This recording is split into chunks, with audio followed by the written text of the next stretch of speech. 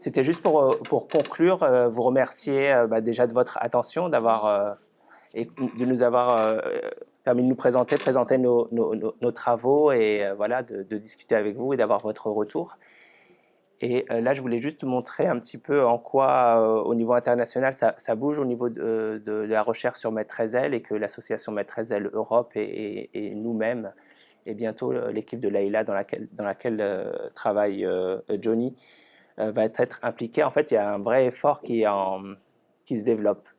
Et je voulais remercier aussi l'association Maître-Ezel qui nous soutient sur le plan financier pour nos recherches, avec un financement qui nous a permis d'acquérir du matériel pour faire du séquençage qui coûte très cher, et ça c'est vraiment des moyens qui sont fondamentaux et qui vont permettre vraiment nous permettre d'avancer dans nos recherches, et j'espère d'ici l'année prochaine ou l'année d'après, j'espère l'année prochaine, pouvoir vous montrer des résultats concrets de ce financement, et je pense que peut-être que l'association serait d'accord pour financer des stagiaires, parce que les stagiaires, c'est les bras, c'est les chevilles ouvrières du travail scientifique, parce qu'on on peut pas tout faire. On est toujours très content d'avoir des jeunes pleins de motivation pour faire avancer les travaux. Donc, comme c'est bientôt l'heure du goûter, qu'on est tous en hypoglycémie, donc je vais aller assez rapidement et dire que voilà, avec l'association, c'est déjà un travail on a des liens anciens, hein, puisque nous, nos travaux ont vraiment été soutenus depuis le début par l'association Maître-Ezel, et l'association Maître-Ezel nous a guidés aussi pour identifier les priorités, que ce soit pour le travail de la recherche clinique avec Roselyne ou la recherche plus fondamentale avec Thomas. Et donc la très belle photo dans laquelle tu es, Thomas, atteste des liens anciens, et celle de Thomas. Et puis maintenant, avec l'équipe de Leïla, on va développer une collaboration, j'espère, fructueuse. Leïla est une amie, et c'était étonnant de voir qu'on avait finalement travaillé sur un peu la même thématique. Et donc ça, voilà, on est très content de travailler ensemble. Et on va essayer d'organiser une rencontre en mars, juste entre nous, informelle, pour justement développer un peu plus cette collaboration. Et puis nous, à Lille, on a Alexis Verger, qui est un scientifique qui est spécialiste justement de la structure des protéines. Et voilà, on développe avec Thomas une collaboration avec lui, et qui est fort enrichissante.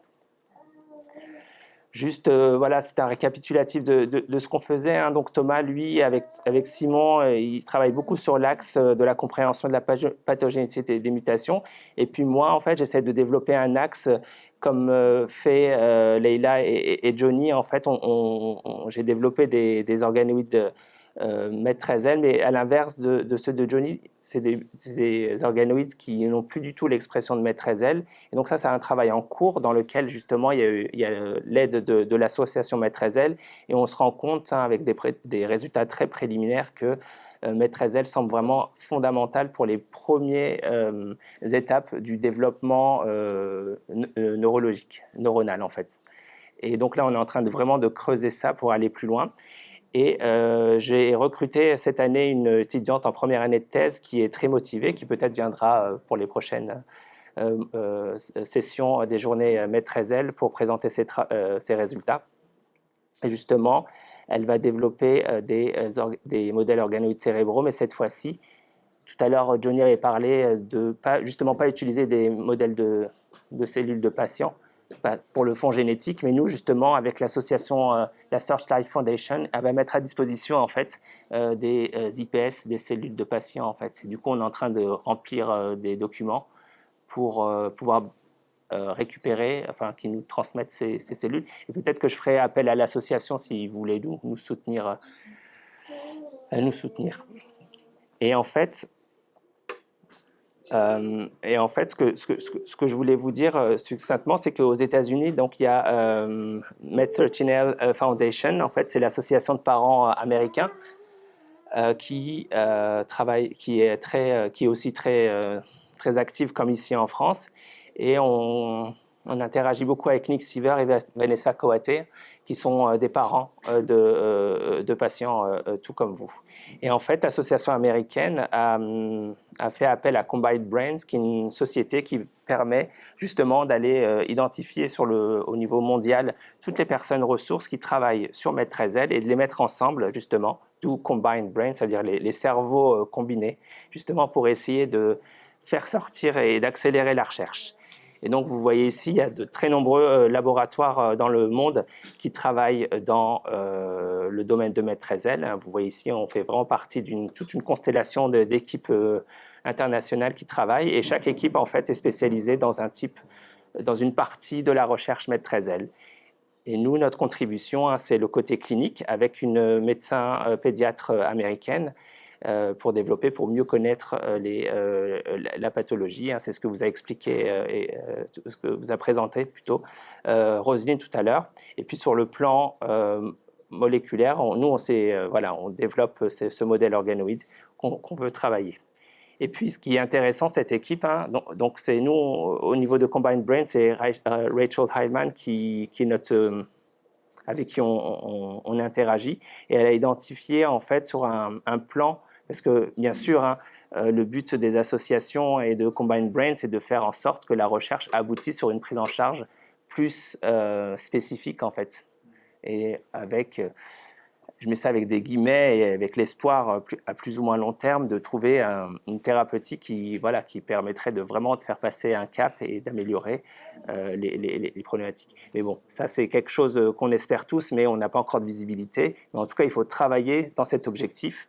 Et nous, notre recherche, elle est vraiment ancrée là-dedans, trouver quelque chose qui améliore de façon significative les difficultés des enfants. Et nous, on se place ici à ce niveau-là.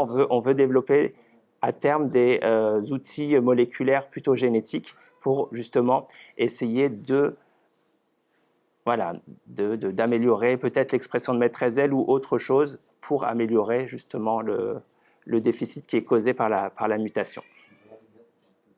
Et puis bien sûr, il y a d'autres axes qui sont développés au niveau international avec justement tester des molécules sur des cellules de patients. Cette fois-ci, des modèles beaucoup moins sophistiqués que sont les organoïdes, qui sont vraiment un modèle très, très sophistiqué, difficile à mettre en place. Là, c'est plutôt des cellules de patients, des fibroblastes, c'est-à-dire qu'on fait une biopsie de peau, on cultive les cellules de la peau, et puis on screen, c'est-à-dire qu'on va tester différentes drogues sur ces cellules, et puis on va voir laquelle va avoir un effet. Avec la réserve qu'aujourd'hui, on ne sait pas vraiment quel est l'impact de la mutation de Med13L sur la cellule. Donc on ne sait pas vraiment identifier quelle molécule serait active ou pas, parce qu'on ne sait pas sur quoi regarder en fait pour identifier des molécules efficaces.